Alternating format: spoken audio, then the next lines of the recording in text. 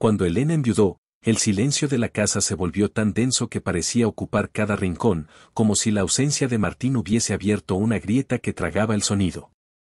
A sus 48 años, nunca imaginó que tendría que reconstruirse desde cero, y menos aún después de un matrimonio que, aunque no perfecto, había sido su refugio durante más de 2 décadas. La primera semana tras el entierro se movía como un fantasma entre las habitaciones, ordenando cajones sin motivo, regando plantas secas que ya no tenían esperanza. El mundo exterior seguía avanzando, pero ella sentía que su vida se había detenido en el momento exacto en que el médico bajó la mirada, incapaz de pronunciar la palabra fatal. Las vecinas intentaban animarla con visitas, tartas y recomendaciones inútiles, pero Elena solo asentía y sonreía débilmente. Había aprendido a actuar, como si su rostro fuese una máscara que debía sostener para no preocupar a nadie. Por dentro, sin embargo, el dolor la partía en trozos. Cierta noche, incapaz de conciliar el sueño, encendió el ordenador y comenzó a navegar sin rumbo, buscando quizá algo que la distrajera de la pena. Fue allí, en un foro para viudos, donde encontró a Ernesto. Su mensaje era simple, casi tímido. Se presentaba como un hombre de 65 años, también viudo, que había perdido a su esposa 3 años atrás. Decía que entendía el tipo de silencio que invade cuando se queda una sola silla vacía en la mesa, el frío que se siente cuando ya no hay una voz preguntando cómo te fue el día. Elena leyó esas palabras una y otra vez, sorprendida por lo mucho que la conmovían. No sabía exactamente por qué decidió responderle, pero la necesidad de hablar con alguien que comprendiera su dolor fue más fuerte que su reserva. Los intercambios fueron breves al principio, casi formales. Ernesto tenía una manera pausada de escribir, como si pesara cada palabra antes de dejarla caer en la pantalla. Pronto se volvió parte de la rutina de Elena, preparar café, sentarse frente a la ventana y abrir el chat. Hablaban del clima, de libros que ninguno lograba terminar últimamente, de la absurda impaciencia de la gente en el supermercado. Pero, poco a poco, surgieron confesiones más íntimas. Ernesto le contó que antes de enviudar era profesor de historia en un instituto, que ahora se dedicaba a restaurar muebles como hobby. Elena, por su parte, compartió que había dejado de pintar después de la muerte de Martín, a pesar de que su pequeño taller en el desván seguía allí, intacto y cubierto de polvo. Una tarde, Ernesto la sorprendió con una propuesta: ¿te gustaría que nos viéramos? No tiene que ser nada formal. Solo una caminata en el parque. A veces es más fácil hablar cara a cara. Elena tardó más de 10 minutos en responder. Sentía que la sola idea de conocer a otro hombre a tan poco tiempo de enviudar era una traición a la memoria de Martín. Pero algo en la calidez de Ernesto, en su manera de escribir sin exigir nada, le dio una sensación que no había sentido en meses: alivio. Aceptó. El encuentro fue en un parque cerca del río, un lugar tranquilo donde los sauces se inclinaban sobre el agua como si guardaran secretos. Ernesto estaba sentado en un banco, con un abrigo marrón demasiado grande para él y un bastón que parecía más adorno que necesidad. Al verla llegar, se puso de pie de inmediato, con un ligero temblor, y sonrió. Era un hombre de canas abundantes, rostro amable y ojos claros que parecían observar el mundo con una mezcla de nostalgia y sabiduría. Caminaron durante más de 1 hora. Ernesto tenía una voz grave y serena, de esas que invitan a quedarse escuchando incluso cuando el tema es trivial. Elena se descubrió riendo suavemente ante un par de anécdotas de su época como maestro, historias de alumnos atolondrados y excursiones que terminaron en desastre. Era una risa contenida, pero auténtica. Al despedirse, él tomó suavemente su mano y dijo: «Gracias por venir. Me has dado un día hermoso». Y ella, sin saber por qué, sintió que había hecho algo bueno también por sí misma. Los encuentros se volvieron frecuentes. Paseos por el parque, cafés improvisados, caminatas hacia el mercado. A veces se quedaban en silencio, observando a los niños jugar, y ese silencio ya no era el mismo que la perseguía en su casa, era un silencio compartido, ligero, casi dulce. Con el paso de las semanas, Ernesto empezó a mostrarse más atento, más cercano. Le llevaba flores silvestres que recogía en su jardín, compartía historias de su juventud, de su esposa fallecida, de la culpa que había sentido por seguir adelante después de su muerte. Elena también comenzó a abrirse. Le habló de Martín, de su carácter discreto y de su humor seco, de cómo la había apoyado siempre con su arte, incluso cuando sus cuadros apenas se vendían. Una tarde, mientras caminaban junto al río, Ernesto se detuvo y la miró con una expresión seria. «No quiero que pienses que intento llenar un espacio que no me corresponde», dijo. «Tu dolor es tuyo, y yo respeto eso. Pero también creo que todas las personas merecen encontrar una luz, aunque sea pequeña, después de tanta oscuridad». Elena sintió un nudo en la garganta. No esperaba sentirse tan comprendida por alguien que hacía poco tiempo era un completo desconocido. Le tomó la mano y la sostuvo, sin decir nada, porque a veces las palabras sobraban. Fue después de ese gesto que algo cambió entre ellos. No era un romance abrupto ni una pasión arrebatadora. Era más bien un cariño maduro, un acompañamiento en el que ambos se permitían recordar sin culpas y mirar hacia adelante con cautela. Elena se descubrió arreglando su cabello con más esmero antes de salir, usando perfumes que había dejado olvidados en un cajón, eligiendo bufandas de colores que hacía años no utilizaba. Su hermana, al notarlo, la miró con una mezcla de sorpresa y alegría. «Creo que te está haciendo bien», le dijo. «No hay traición en seguir viviendo». Pero así como la vida comenzaba a recobrar color, también surgieron detalles que Elena no podía ignorar. Aunque Ernesto era amable y considerado, había momentos en los que parecía ausente, como si su mente viajara hacia un lugar oscuro del que no quería hablar. A veces, en medio de una conversación, su mirada se nublaba y cambiaba de tema de forma abrupta. Otras veces, cuando ella preguntaba por su familia, él se limitaba a decir que no tenía hijos y que su única hermana vivía lejos, aunque nunca especificaba dónde. Una noche, durante la cena en un pequeño restaurante, Elena mencionó casualmente que había encontrado una vieja fotografía en la que aparecía Martín de joven, tocando la guitarra en una reunión familiar. Ernesto escuchaba, atento como siempre, pero su rostro adoptó una palidez repentina. «¿Podría verla?», preguntó con un tono casi susurrado. Ella no entendió su reacción, pero asintió. Abrió su bolso y le mostró la imagen en su teléfono. Ernesto acercó la pantalla, observó cada detalle, y luego desvió la mirada con un suspiro apagado.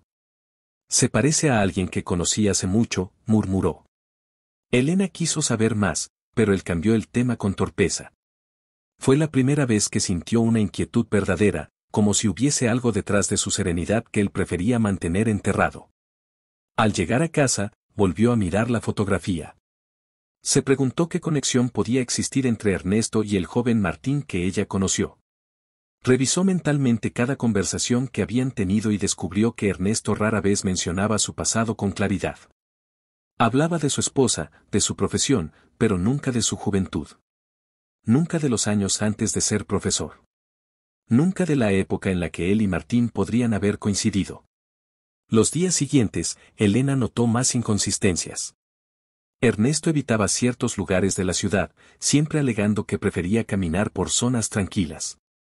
Cuando ella le propuso que visitaran un museo, él se excusó con una insistencia torpe, casi desesperada. Una tarde, al pasar frente a una comisaría, él aceleró el paso visiblemente, como si un simple edificio le causara ansiedad. Todo esto empezó a inquietarla de verdad. No quería desconfiar, pero había algo en el que no calzaba del todo. Algo que, sin explicación, comenzaba a abrir una rendija de duda en su pecho. Una mañana lluviosa, mientras preparaba té, Elena escuchó un golpe fuerte en la puerta. Al abrir, encontró un sobre sin remitente. Dentro había una sola hoja, una fotocopia borrosa de un artículo antiguo de periódico. En el encabezado se leía: «Hombre desaparecido tras sospechas de fraude en cooperativa local». Y, aunque la foto estaba mal impresa, Elena sintió un estremecimiento cuando reconoció el rostro. Era Ernesto, más joven, con menos canas, pero inconfundible. El corazón comenzó a latirle con fuerza. Leyó el artículo varias veces, tratando de comprender. No había detalles concluyentes, solo que el hombre había sido buscado por las autoridades pero jamás se presentó a declarar. El caso había quedado en nada, etiquetado como inconcluso. Con el sobre aún en la mano, Elena se preguntó quién podía haberle enviado aquello y por qué. ¿Era real? ¿Era una confusión? ¿Era un chantaje? ¿O era la primera grieta de un secreto mucho más grande? lo único que sabía era Elena pasó la noche en vela. El sobre con el artículo todavía estaba sobre la mesa del comedor, junto a la taza de té que ya se había enfriado. Cada vez que cerraba los ojos, veía el rostro de Ernesto joven, con esa mirada que ahora parecía esconder algo más profundo y peligroso. No sabía si debía confrontarlo de inmediato o investigar por su cuenta, pero la curiosidad y el temor se mezclaban en un torbellino que le impedía concentrarse. Finalmente decidió que hablar con él era inevitable. Necesitaba entender quién era realmente el hombre con el que había empezado a compartir sus días, sus risas, y poco a poco, su corazón. A la mañana siguiente, le envió un mensaje con la mayor calma que pudo fingir: ¿podemos vernos? Es importante. Ernesto respondió enseguida con un emoticono de sonrisa y un sí, claro. Cuando quieras. Ella sintió un extraño alivio, aunque no sabía si ese alivio duraría mucho. Se encontraron en el mismo parque donde todo había comenzado, bajo los sauces que se inclinaban hacia el río. Ernesto llegó con su abrigo marrón y su bastón, pero esta vez su expresión era diferente, tensa, casi defensiva. Elena, comenzó, mientras ajustaba nerviosamente la bufanda. ¿Qué pasa? Ella respiró hondo y sostuvo su mirada. Recibí esto, dijo, extendiéndole el sobre con el artículo dentro. Ernesto lo tomó con cuidado, como si fuera un objeto frágil, y lo examinó con una rapidez que parecía esconder mucho más de lo que mostraba. Su rostro palideció y sus manos temblaron ligeramente. No puedo explicarlo todo ahora, susurró, con voz temblorosa. Pero sí puedo decirte que hay cosas de mi pasado que nunca quise que salieran a la luz. Cosas que pensé que estaban enterradas para siempre. Elena frunció el ceño, tratando de mantener la calma. Ernesto, necesito que seas sincero conmigo. No quiero medias verdades ni excusas. Solo la verdad. Hubo un silencio prolongado. Ernesto miró al suelo, luego al río, y finalmente respiró profundamente. Hace muchos años, antes de ser profesor, estuve involucrado en un asunto legal complicado. No era un crimen violento, pero sí algo que podría arruinar la vida de alguien si se descubría. Por eso desaparecí durante un tiempo y cambié mi identidad ligeramente. Su voz se quebró. Nunca quise hacerle daño a nadie. Especialmente no a ti, ni a nadie que llegue a confiar en mí. Elena lo escuchaba, tratando de absorber cada palabra. El miedo y la incredulidad competían con un extraño sentimiento de compasión. ¿Por qué no me lo dijiste antes?, preguntó, con un hilo de voz. Porque temía perder lo único que me ha dado paz en años, alguien con quien sentirme humano otra vez, respondió Ernesto. Te lo debía, pero nunca supe cómo empezar. La conversación se tornó más intensa. Él le confesó detalles que la dejaron sin aliento: su nombre original, su pasado financiero y cómo se había visto obligado a huir de su ciudad para evitar problemas mayores. Explicó que el caso del artículo de periódico estaba relacionado con un antiguo socio que desapareció misteriosamente y que, aunque había sido absuelto, algunos documentos seguían circulando y podían revelar su identidad real. Elena escuchaba con la garganta seca. La idea de que el hombre con el que había empezado a abrir su corazón tuviera un pasado lleno de secretos la confundía, pero también había algo en su sinceridad que la tranquilizaba. Sabía que el hombre frente a ella estaba diciendo la verdad de su manera, y aunque la advertencia de prudencia estaba clara, su conexión con él parecía más fuerte que cualquier miedo. Elena, sé que esto puede parecer demasiado, continuó Ernesto. Pero necesito que confíes en mí. No soy el mismo hombre que antes. He cambiado. Solo quiero vivir mis últimos años en paz y, si me lo permites, a tu lado. Ella se quedó en silencio. Quería gritar, llorar y abrazarlo al mismo tiempo. La confusión que sentía era un torbellino: por un lado, la atracción y el cariño, por otro, la incredulidad ante el pasado que él ocultaba. Decidieron caminar lentamente por la orilla del río. Ernesto comenzó a hablar de sus temores más recientes, de lo que podía suceder si alguien reconocía su foto, de cómo ciertos familiares de su antiguo socio todavía buscaban información. Elena comprendió que no solo se trataba de un secreto trivial, sino de algo que había moldeado la vida de Ernesto y que, en cierto modo, explicaba su cautela, su manera de observar cada paso antes de avanzar.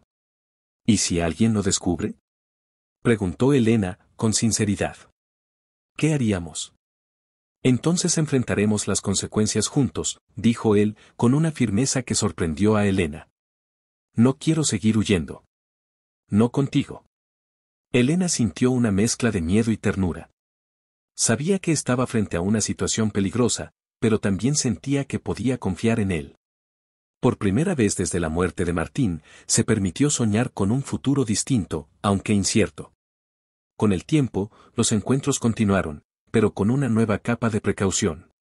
Ernesto evitaba lugares públicos donde podría ser reconocido y Elena se volvió más consciente de su entorno. Sin embargo, esto no detuvo la cercanía emocional que habían desarrollado. Compartían cenas en su casa, caminatas por parques menos concurridos y tardes enteras en la librería local, explorando secciones que antes no habían notado.